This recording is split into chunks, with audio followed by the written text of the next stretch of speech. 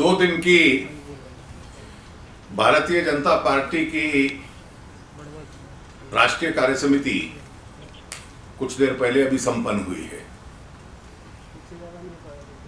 इस कार्य समिति में मौजूदा राजनीतिक परिस्थिति और भारतीय जनता पार्टी की मौजूदा राजनीतिक चुनौती से निपटने के लिए संगठनात्मक तैयारी, ये 2 प्रमुख विषय इस कार्य समिति में रहे हैं।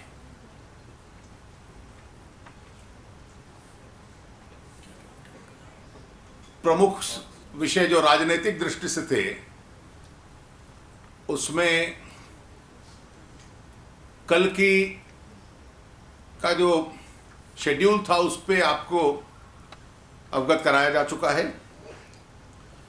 अध्यक्षीय भाषण था जिसमें मौजूदा परिस्थितियों के ऊपर एक विस्तृत टिप्पणी थी। मौजूदा आर्थिक परिस्थिति पे यशवंत सिन्हा जी और हम दोनों ने आरंभ की थी एक चर्चा, जिसका एक नोट आपको मिल चुका है, अध्यक्षीय भाषण का भी मिल चुका है। इसके अतिरिक्त जिन राज्यों में चुनाव हैं, गोवा, मणिपुर, पंजाब, उत्तरांचल, उत्तर प्रदेश, एक राज्य की रिपोर्ट ली गई और चुनाव तैयारी पार्टी की किस स्टेज पे है, उस संबंध में चर्चा थी। आज रविशंकर जी ने राजनीतिक प्रस्ताव रखा था, जिसपे एक विस्तृत चर्चा कार्य समिति में हुई। प्रस्ताव पारित होने के बाद और बहुत अधिक सदस्यों ने उसमें भाग लिया था। उसके बाद मौजूदा राजनीतिक स्थिति पर सुषमा जी ने कार्य समिति को एड्रेस किया। कुछ क्लोजिंग रिमार्क्स राष्ट्रीय अध्यक्ष जी के थे और उसके बाद औपचारिक समारोह अडवाणी जी ने किया। मैं प्रस्ताव जो आज पारित हुआ उसकी कॉपी आपको मिल जाएगी अंग्रेजी हिंदी में अनुवाद में, क्योंकि उसमें कुछ संशोधन हुए थे जो रवि जी ने स्वीकार किए, तो वो उसमें ऐड हो रहे हैं। तो नेट पे भी डाल दिए जाएंगे, आपको हार्ड कॉपीज अगर चाहें तो मिल जाएंगी। इन सब भाषणों का, प्रस्तावों का, चर्चा का जो मूल केंद्र एक था, उसको मैं गवर्नेंस इश्यूज कह सकता हूं, जो देश की राजनीतिक और शासन परिस्थिति के साथ संबंधित है।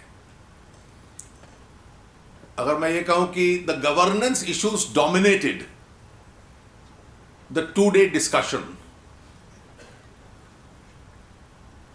इन द नेशनल एग्जीक्यूटिव, और इन गवर्नेंस इश्यूज में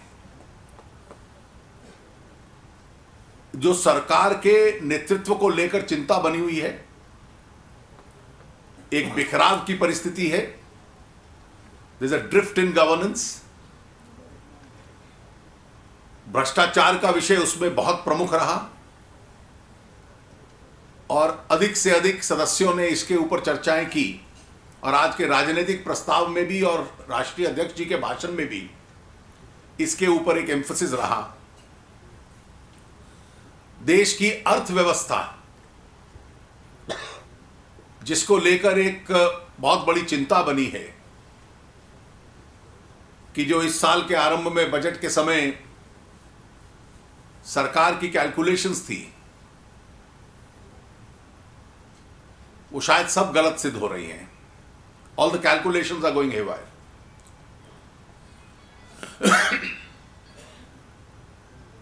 आतंकवाद कुछ समय ठहराव के बाद फिर उभरा है। प्रस्ताव में भी इस पे चर्चा आई है इसके ऊपर खूब चर्चा थी। और संघीय ढांचा फेडरलिज्म, इसको लेकर जो सरकार राज्यों के साथ भेदभाव कर रही है, इसके संबंधित मुद्दों पर उस पर एक विस्तृत चर्चा हुई।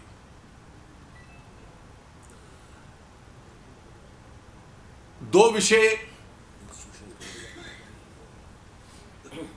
लोकतांत्रिक संस्थाओं की क्या परिस्थिति है चुनाव राजनीतिक प्रस्ताव में, उस पर भी जिक्र हुआ है। सरकार की कार्यशैली इस सब विपरीत परिस्थिति के बावजूद भी एक प्रकार से अहंकार की मुद्रा की है। Their style of governance is full of arrogance, smugness, intolerance.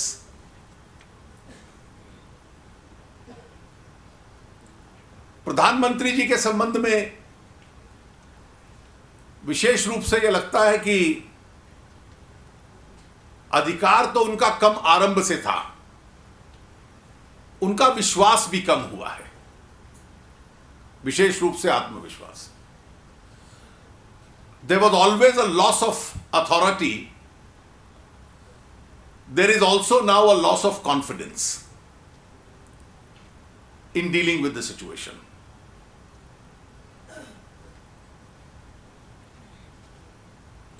दो दिन पहले जो घटना हुई, जिसको सरकार मानती है कि संकट टल गया,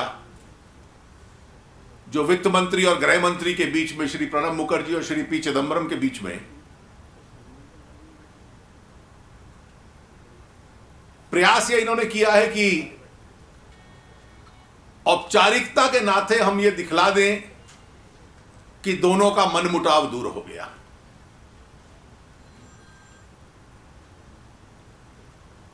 It appeared to be an uneasy truce.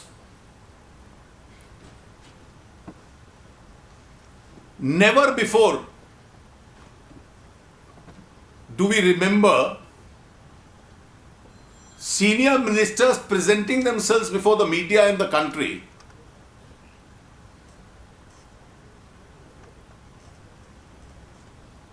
and making it appear to be a joint communique. Such communiques are issued when there are differences to be resolved between either sovereign entities or such other political groups which require a crisis resolution, where one makes a statement and the other says, I accept the contents. The farce which was enacted demolishes the very principle and concept of collective responsibility.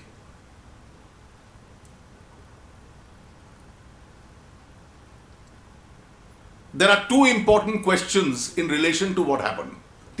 दो प्रमुख प्रश्न है।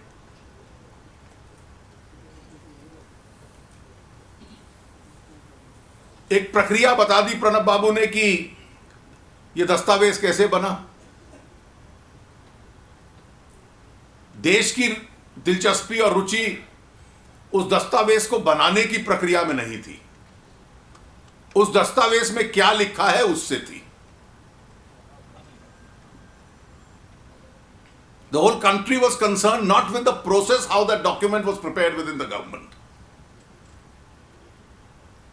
We were concerned with the contents of the document. And the contents of the document have not been disputed by anyone.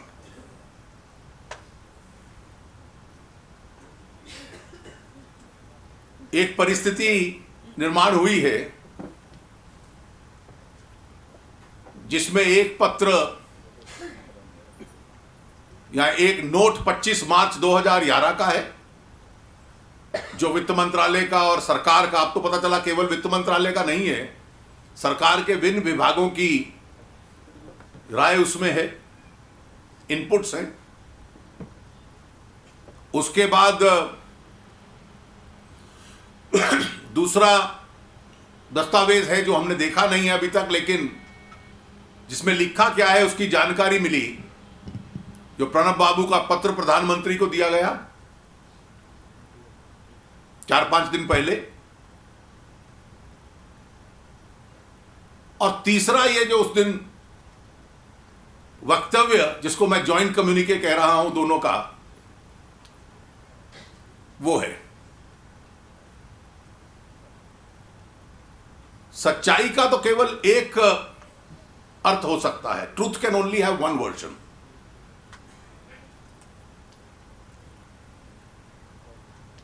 And the normal version which is correct is the first version. Subsequent afterthought explanations of that version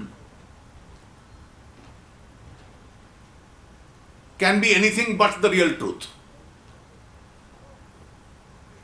11 अक्टूबर से जो अडवाणी जी की यात्रा आरंभ हो रही है सुशासन और स्वच्छ राजनीति के लिए, कार्य समिति में उस पर डिटेल प्रेजेंटेशन हुई, और उस चर्चा के बाद, उस प्रेजेंटेशन के बाद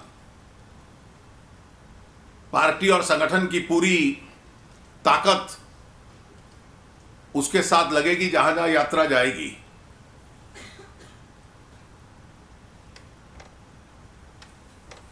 भविष्य की राजनीति के लिए भी अच्छी चर्चा हुई कार्य समिति में।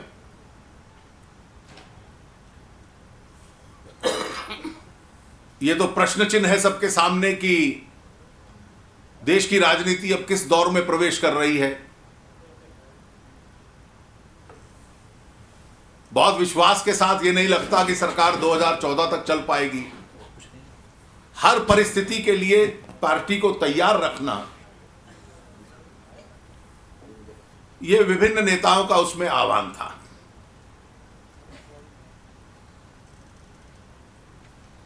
सुषमा जी का भाषण जो आज हुआ, उसमें जो मूल मुद्दे थे कि सरकार लोकप्रियता खो चुकी है बढ़ती हुई कीमतों की वजह से, और बदनाम हुई है भ्रष्टाचार की वजह से। एक घृणा भाव सरकार के खिलाफ खड़ा हुआ है, रिवल्शन इज सेट इन, और किसी प्रकार में आंदोलन और विरोध के प्रति एक इंटॉलरेंस का भाव है। पूरा उन्होंने पृष्ठभूमि दी कि लोकपाल विधेयक के संबंध में पार्टी ने अपनी भूमिका कैसे बनाई है, और उसके साथ साथ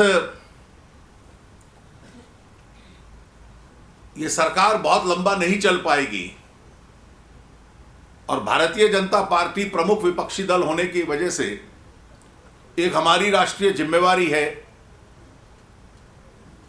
कि इस चुनौती के लिए हम तैयार रहें। कांग्रेस की गलतियों से हमें भी सीखना है, और एक स्वच्छता की छवि, पार्टी में एकजुटता, अन्य सहयोगियों को साथ लेना,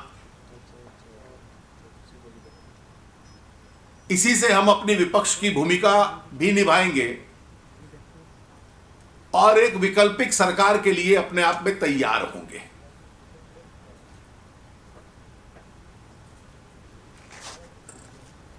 अडवाणी जी का जो समारोप का भाषण था, उसमें मौजूदा राजनीतिक संकट जो देश में है, शासन का एक संकट है, it's a crisis of governance,